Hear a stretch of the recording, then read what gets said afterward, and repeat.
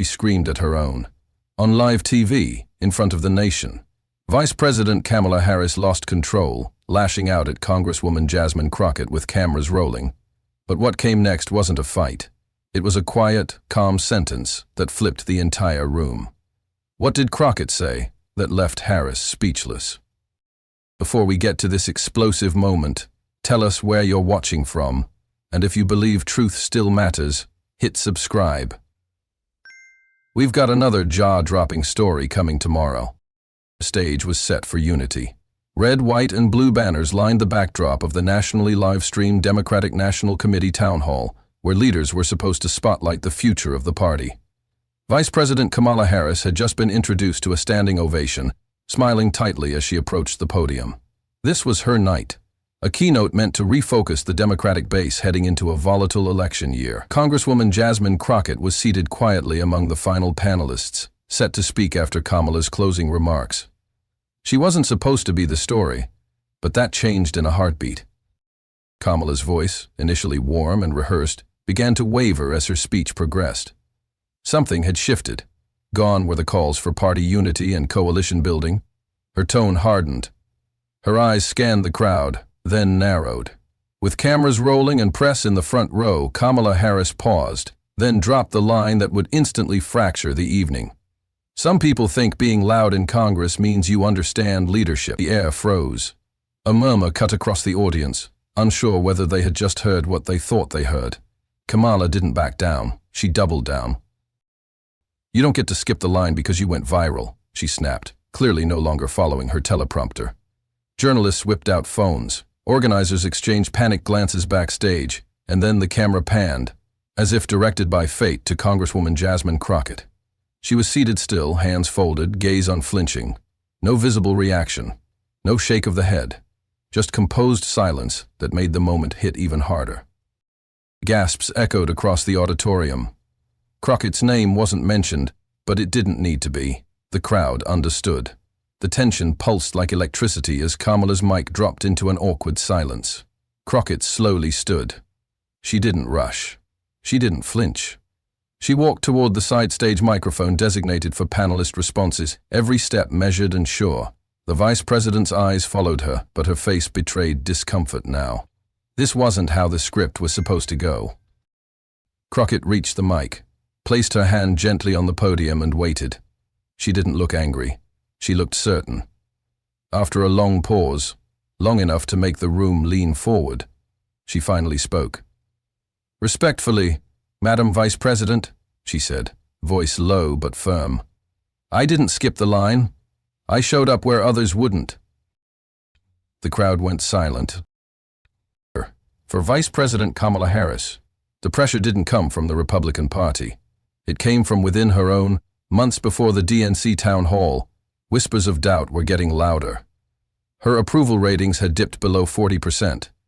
Headlines weren't focused on her policy wins, but instead on missed opportunities, awkward interviews, and the uncomfortable question nobody wanted to ask out loud. Was she still the future of the Democratic Party? Each day felt like a new test she didn't sign up for. Every televised moment was dissected, every word scrutinized. She had been the first woman, the first black woman, and the first South Asian woman to hold the office of vice president. But somehow, all of that had become background noise. What people wanted now wasn't symbolism. They wanted strategy. They wanted inspiration. They wanted fight, and they were increasingly looking elsewhere for it. Her closest aides noticed the shift. "She's starting to feel it," one said privately. "It's like she's walking around carrying the weight of the whole party, but no one wants to carry it with her." Even in policy briefings, Kamala had become more terse. Defensive, less collaborative. Her team tiptoed around what everyone knew. Her base was thinning, especially among younger voters and black progressives who had once rallied around her. And then there was Jasmine Crockett. At first, Kamala didn't see her as a threat. She saw her as a news cycle, a loud, talented freshman with viral moments and a flair for confrontation. But Crockett wasn't just surviving Congress. She was shaping it. She was asking the questions no one else would. She was giving voice to frustration, injustice, and generational urgency. And she wasn't asking for permission to do it. Kamala's inner circle tried to brush it off. "You've got the White House," they'd remind her. "She's just a congresswoman." But that wasn't how Kamala saw it. Because every time Crockett took down a MAGA conspiracy theorist on live TV, every time she stood firm while being talked over, and every time she gained millions of views with a single sentence, Kamala felt it. Not as jealousy, but as a sting. Because it reminded her of who she used to be. "She doesn't see Jasmine as a threat," one longtime advisor said. "She sees her as a mirror, and that reflection hurts." Kamala had worked her way through the system for decades. She'd played the long game. But now, a woman with no patience for gatekeeping had come crashing through the front door, and the crowd was cheering for her. Jasmine Crockett's path wasn't paved with ease. It was clawed through walls no one thought she could touch. Before Congress, she made her name in courtrooms where injustice came wrapped in paperwork and silence. As a defense attorney in Texas, she had taken on impossible cases and won. She was fearless, relentless, and unbought. And that spirit didn't dim when she walked into Washington. It caught fire. She wasn't interested in DC etiquette or playing nice for the cameras. She came to do the work. And when the Oversight Committee became a circus of MAGA soundbites, she made it her arena. Week after week, Crockett dismantled false narratives, called out hypocrisy, and stood toe-to-toe with figures twice her age and seniority. She didn't just speak truth to power. She made power listen. Her clips trended almost every week, whether it was her takedown of Marjorie Taylor Greene, her surgical dismantling of Jim Jordan's fake outrage, or her viral stare-downs during testimony. Jasmine had become a cultural phenomenon. But she didn't seek fame. She sought clarity. She brought facts, fire, and focus. Three things sorely missing from American political discourse. Jasmine respected Kamala Harris deeply. She had supported her in 2020. She had defended her publicly against attacks. But she wasn't interested in hierarchy for its own sake. When she tried to meet privately with the Vice President to discuss community safety initiatives and digital surveillance bills disproportionately harming Black Americans, she got nothing but polite deferrals from Harris's team. Requests got lost. Meetings were never confirmed, and the message was loud and clear: wait your turn. But Crockett wasn't here to wait. She wasn't trying to be a star. She was trying to be a servant of truth, of justice, of the people who didn't have a mic, a platform, or a seat at the table. And every time someone tried to remind her of the order of things, she thought of the communities who couldn't wait another generation for reform. Privately, she once confided to a fellow representative, "I'm not here to outshine anyone. I'm here so we all stop getting dimmed." That sentence would later become a slogan on protest signs and T-shirts, but to Jasmine, it was just the truth. She didn't come to tear Kamala down. But she wasn't going to let anyone diminish her fire either. Especially not at a time when Black women in politics were finally being heard and refusing to whisper. The ballroom of the DNC town hall was filled with anticipation, its chandeliers casting golden light on a crowd of strategists, donors, and activists. At center stage stood Vice President Kamala Harris. This was her moment. Her team had framed the evening as a reset, a chance to reassert control of the party's narrative before the election year exploded. But even as she stood at the podium, something in her posture was off. Her smile was taut, her voice slightly forced. She began as expected, opening with acknowledgments of organizers and a nod to the next generation. But the temperature shifted the moment the live feed's camera lingered a little too long on Congresswoman Jasmine Crockett, seated in the third row. Crockett wasn't speaking yet. She was there as a closing panelist. Still, the room could feel her. Her rhythm faltered for just a second. Her tone, once optimistic, started to harden. "We talk about leadership tonight," Harris said, voice narrowing like a blade. "Let's not forget that leadership means more than trending hashtags or clever comebacks on cable news." A few heads turned toward Crockett. She remained still. "There's a dangerous trend in our politics today," Harris continued, ignoring her speech notes. "A trend where loudness is mistaken for vision. Where being fiery in a hearing room somehow replaces the years it takes to understand how power actually works." Crockett didn't blink. It wasn't the first time Harris had bristled at the generational wave challenging establishment norms, but this was the first time she'd done it live on national television. And the crowd could feel it. Staffers shifted in their seats. Young organizers at the back furrowed their brows. One murmured to another, "She's going there?" Harris doubled down. Respect for office means respecting the path, the grind, not skipping steps just because a few viral clips made you famous. Her hand slapped the podium on that final word, famous. And a ripple of discomfort passed through the room. On screen, the broadcast split briefly. Harris's pointed tone on one side, Crockett's composed face on the other, unflinching, and that, in itself, was more powerful than any interruption. Harris seemed to sense the shift but couldn't stop. "There are those," she said, "who want the spotlight without understanding the cost of carrying it." At that, a gasp escaped from the front row. It was no longer veiled. It was clear. The Vice President of the United States was publicly calling out a sitting Congresswoman from her own party, in real time, on a live-streamed national stage. But Crockett, she didn't react. No eye roll, no shift in posture, just silence. And somehow, that silence started speaking louder than Harris's words. The moderator's voice broke the heavy silence. "And now for closing reflections from our panelists." A few statted claps, a nervous shuffle of programs, and then the unmistakable sound of a chair sliding back. All eyes turned. Congresswoman Jasmine Crockett stood, slowly. She didn't rush. She didn't glare. Her expression was unreadable, a mask of measured grace. She walked toward the microphone placed off to the side of the stage, each step deliberate. No teleprompter, no notes, just a nation waiting to see if she'd retaliate. She placed her hands lightly on the podium, looked around the room and smiled. A calm, quiet smile. "I've been taught," Crockett began, her voice low and steady, "that when someone throws a stone, you don't always have to throw one back. Sometimes, you just let the truth sit there and do its work."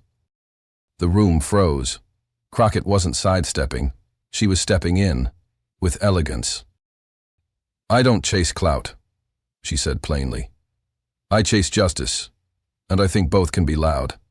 They can be silent, and sometimes they have to be strategic, especially when lives are on the line." She paused, not for drama, but for breath. Leadership isn't about who had the mic first. It's about what you do when you finally get the chance to hold it. It's about the votes you cast, the communities you fight for, and the people who can't afford for you to miss. Several audience members leaned forward, eyes wide, the tension melting into reverence. "I have never claimed to be more seasoned than those who came before me," Crockett continued. "But I refuse to let my voice be muted because I didn't enter through the traditional doors. Some of us had to climb through windows just to get in the room." The applause started, quietly at first. "And I know there are folks who think I should wait my turn, but respectfully, I'm not here to outshine anyone. I'm here so we all stop getting dim." That line hit like lightning. Crockett finished without raising her voice. "I don't need to be remembered for being loud. I'd rather be remembered for being clear." Then, without a glance toward Harris, she nodded once at the moderator, turned, and calmly returned to her seat. The crowd exploded into a standing ovation, not the orchestrated kind, but the kind that comes from a room realizing they've just witnessed something that will be talked about for years. Harris remained seated, frozen. And for the first time in the entire event, she looked truly unsure. Kamala Harris's lips were pressed into a tight line. Her body remained seated, but her fingers gripped the arms of her chair. As the crowd continued their applause for Jasmine Crockett, Harris leaned toward her mic with visible tension in her jaw and clicked it on with a sharp breath. The moderator looked surprised. This wasn't part of the closing sequence. "Let me be clear," Harris began, voice rising above the waning cheers. "You don't know what this job takes. You don't know the nights I've spent answering calls no one hears, the meetings no one reports on. Viral moments don't equate to governing." The crowd quieted, but not in sympathy. It was the kind of silence that precedes a storm. Crockett didn't stand this time. She didn't need to. She leaned slightly forward in her chair, hands folded in her lap. Her voice didn't rise to meet Harris's. It sank, calm and piercing. "Madame Vice President," she said softly, "I know what dignity under pressure looks like, and I'm showing it now." That line turned the entire room. A CNN camera operator whispered to a producer, "That's the clip." The backstage staff exchanged glances. One of Kamala's senior aides muttered under their breath, "We just lost the audience." Harris hesitated, microphone still open, but her expression faltered. She tried to speak again, but only managed, You think you can just—" Crockett didn't respond. Her silence said everything. And the audience, now completely attuned to the emotional current in the room, began to shift once more, this time not just with attention, but with allegiance. What had begun as a celebration of democratic unity had turned into a battle between two futures of the party, one defined by legacy, the other by lived truth. And as the audience watched Harris fumble for a closing note, they instinctively looked back toward Crockett, who sat still, chin high, a study in composure. A college student in the audience whispered to her friend, "Did Kamala just get debated off her own stage?" Backstage, one of the DNC organizers turned off their headset and sighed. "That wasn't a gaffe," they muttered. "That was a passing of the torch." The live-stream chat exploded with reactions. Crockett 2028? She didn't yell. She didn't flinch. She just won. I feel like I just watched history shift in real time. On every platform, clips of the confrontation began to go viral, but the moment people clipped the most wasn't when Harris shouted. It was the stillness on Crockett's face as she answered with measured strength. The aftershock wasn't in volume, it was in contrast. And Jasmine Crockett never once raised her voice. The clip exploded online before the town hall even ended. Within minutes, split-screen videos appeared across TikTok, X, formerly Twitter, and Instagram. Kamala Harris's voice raised in frustration on one side, and Jasmine Crockett's poised, deliberate response on the other. The contrast was jarring. Harris, visibly agitated, seemed to unravel under the pressure of the moment, while Crockett embodied what many viewers called grace in real time. The hashtags began piling up like a digital landslide. Grace in power, silent strength, Madam Crockett. By midnight, Crockett's quote, "Leadership isn't something you inherit, it's something you prove," had become a viral mantra. TikTok influencers reenacted the moment, overlaying Crockett's voice on everything from Beyoncé's homecoming performance to scenes from historical documentaries about black female leaders. A viral post from a Gen Z activist read, "Kamala yelled, Jasmine educated." There's a difference. It was liked over 1.2 million times in 24 hours. Young viewers across party lines gravitated toward the calm power in Crockett's tone, especially in contrast to Harris's public frustration. One viral video broke down Crockett's body language, calling her a masterclass in poise under fire. College campuses lit up with conversation. In a Harvard political science class, a professor reportedly paused the lecture to play the clip. Students discussed tone, gender dynamics, and intergenerational pressure in politics.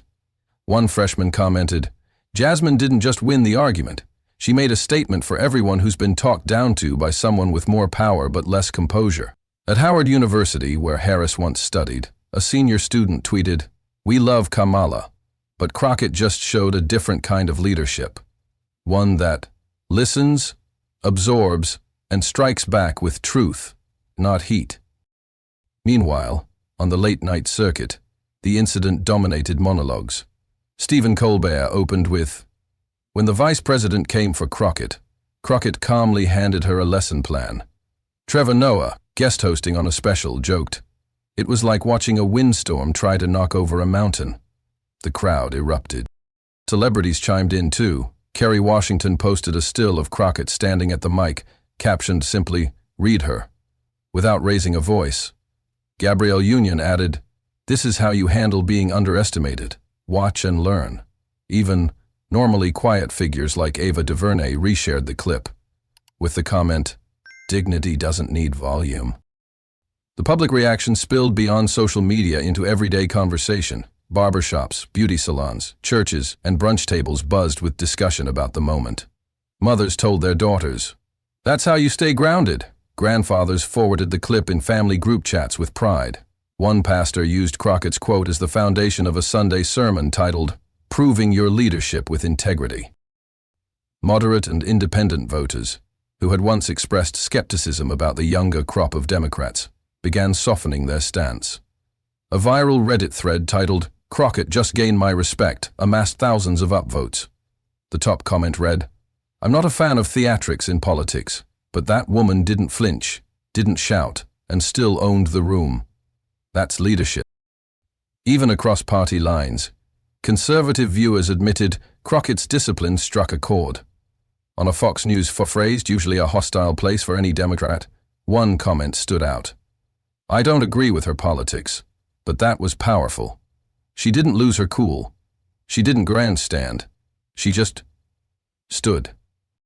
Back at the DNC, insiders began buzzing. What had been intended as a platform for Vice President Harris had turned into a viral coronation for Jasmine Crockett. Behind the scenes, young Democratic strategists passed the clip around like gospel. "This is the tone we've been missing," one consultant texted. "Not performative, powerful." The moment tapped into something deeper than just a political spat. It symbolized a shift, generational, emotional, cultural. Harris's words may have tried to put Crockett in her place, but Crockett's reply showed she was already standing firmly in her own. As one user put it, "She didn't take the bait, she took the moment." And that moment was just beginning to shape the future. By the next morning, the news cycle had fully surrendered to the moment. The confrontation between Vice President Kamala Harris and Congresswoman Jasmine Crockett was no longer just a trending clip. It was front-page news.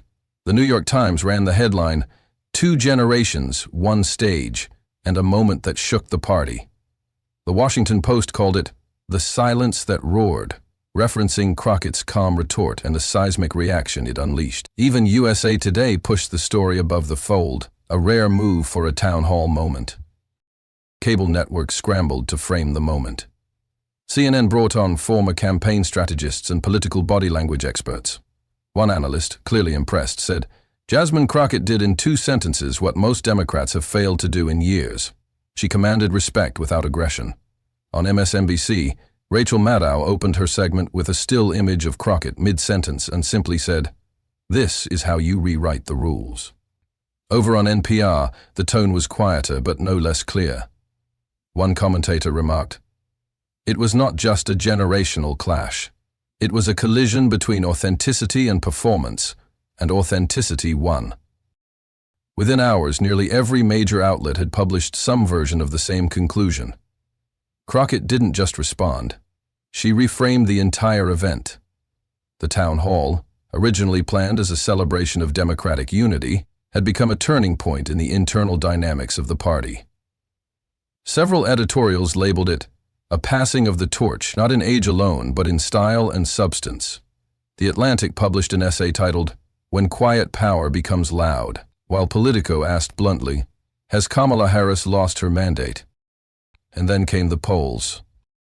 A snap poll conducted by Morning Consult showed a 14-point surge in Crockett's favorability among independents. Among young voters under 35, her approval rose 21 points. The same poll showed a dip in Harris's favorability, especially among black voters aged 18 to 30. The reason? Many cited tone, defensiveness, and lack of grace, but the most common phrase written in the open comment box, "Jasmine Crockett showed leadership." Focus groups, conducted in swing states, echoed the sentiment. In Georgia, Pennsylvania, and Arizona, Crockett's calm, factual tone was praised by suburban women, veterans, and even small business owners. A woman from Maricopa County, Arizona, put it this way: "She didn't disrespect Kamala. She just made her look small without trying. That's hard to do unless you're standing in truth." The reverberations even crossed international borders. The BBC ran a segment titled, American Politics and the Power of Stillness, using Crockett as a case study in modern leadership. Al Jazeera called it a rare moment of dignity under pressure. In Germany, Die Zeit published an op-ed titled The American Congresswoman Who Didn't Flinch. Meanwhile, clips of the moment continued to rack up views. One YouTube compilation spliced Crockett's response over slow-motion footage of historical speeches by Shirley Chisholm and Barbara Jordan, drawing a direct line through history. Another compared Harris's outburst to a list of public figures who folded under pressure, while Crockett's name appeared beside words like measured, commanding, and resilient. In this media firestorm, Crockett made no effort to capitalize. She didn't release a press statement. She didn't go on a media tour. She didn't tweet a single thing about it. And that restraint only amplified the moment. One New York Times columnist observed, "The loudest person in the room usually dominates attention. But in this case, the quiet one dominated history." Political satirists, too, couldn't resist. The Onion's headline read, "Kamala Harris accidentally swears in Jasmine Crockett as vice president with one angry rant." Saturday Night Live teased an opening skit. But beneath the laughter was a truth even comedians couldn't avoid. Something in the room had shifted, and the media wasn't letting it go. What Crockett did on that stage was now cemented not just in video archives, but in America's political memory. Inside Democratic National Committee headquarters, the mood was strained and electric. The moment between Kamala Harris and Jasmine Crockett hadn't just played out on television.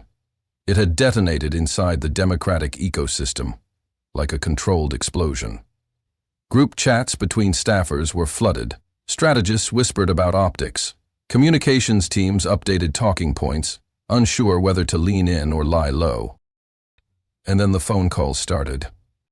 The DNC event organizers began hearing from donors, not asking for damage control, but demanding access to Crockett. "We want her at our next fundraiser," said one donor from Atlanta. "She doesn't just energize the base, she's the base now."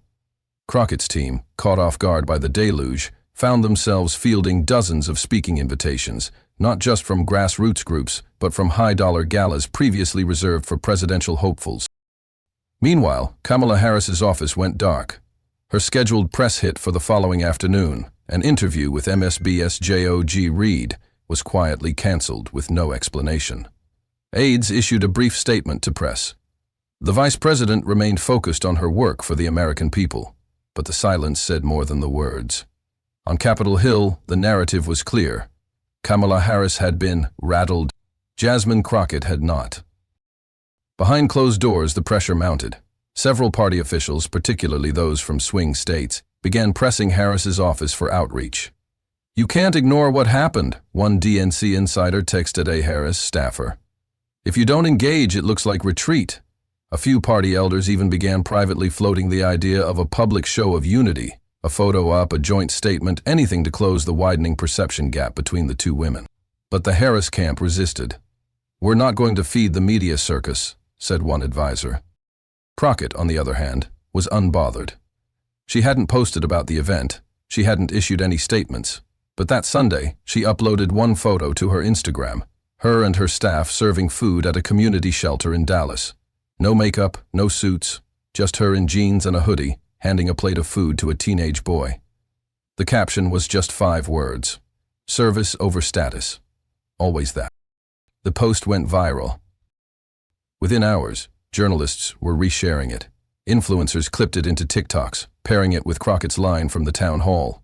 "I didn't skip the line. I showed up where others wouldn't." One political commentator tweeted, "This is the soft power Kamala never figured out." Even prominent Democrats quietly acknowledged the unspoken truth. Crockett wasn't trying to outshine anyone. She was simply showing up, again and again, while others stumbled under the spotlight. At a DNC strategy retreat in Maryland the following week, Crockett's name was spoken more than any sitting senator's. One policy director said bluntly, "She's the only one that came out of this stronger." The contrast wasn't even close. Some younger delegates began speculating about her future. Keynote at the DNC convention, chair of a major House committee, even a spot on a future national ticket. What was once fan chatter now echoed in policy circles. But with the rising tide came quieter threats. A few senior operatives warned that Crockett would need to be careful not to alienate party leadership. "You don't get far in this town stepping on toes," one donor reportedly said. Yet others countered, "She didn't step on toes, she stood her ground. That's different." The conversation itself was proof of Crockett's gravitational pull. In Harris's inner circle, loyalty turned into reflection. One staffer confided to a colleague, "We thought she was the future, but the room picked someone else." It wasn't just about age or popularity. It was about tone, trust, and timing. In an era where voters craved truth over polish, Jasmine Crockett had shown the party what resonance really looked like. By week's end, a simple truth had crystallized across the Democratic landscape. The party was no longer waiting for a new generation. It was already speaking, and the country was listening. The quote appeared first on Twitter, typed over a black and white still image of Jasmine Crockett standing at the microphone. "I didn't scream, I just stood." Within hours, it was on t-shirts, coffee mugs, laptop stickers, and posters in dorm rooms across the country. Etsy shops were flooded. TikTokers began using the sound of Crockett's voice layered under jazz, gospel, and lo-fi beats. The line wasn't just viral, it was sacred. In classrooms from Howard to UCLA, political science professors paused their usual lectures to play the clip. One professor opened her lecture by saying, "This, class, is what leadership under pressure looks like. You don't need to shout, you don't need to posture, you need to anchor." Students watched, mesmerized, as Crockett's calm poise rewrote the playbook in real time. High school teachers incorporated the moment into civics lessons on debate and temperament, noting the importance of tone in power dynamics, especially for women of color. Meanwhile, black women's organizations across the country released statements of support, not just for Crockett's message, but for how she carried it. "This was not silence. This was strength," one statement read. "This was not deference. This was domination by dignity." For generations, black women have been told to soften, to shrink, to smile through injustice. Crockett didn't smile. She didn't snarl either. She stood, without apology, without fear. Articles from Glamour, Essence, and The Atlantic poured in, praising her for embodying a new kind of political grace, one that didn't trade conviction for civility, but found power in both. She didn't just hold her own, she redefined what owning a moment looks like, one journalist wrote. Panel discussions erupted across daytime talk shows and weekend political commentary alike. Even traditionally moderate voices were struck by the contract. One host remarked, "It wasn't just that Kamala Harris screamed, it's that Jasmine Crockett didn't have to." In a quiet but powerful corner of this cultural wave, a group of military veterans held a town hall in Pennsylvania. One wound vet, weathered and soft-spoken, stood and addressed the crowd. "I've been in real war zones. I've seen chaos. But what that young woman did on that stage, that's how you win a war without lifting a weapon." The audience went silent. Then they stood and applauded.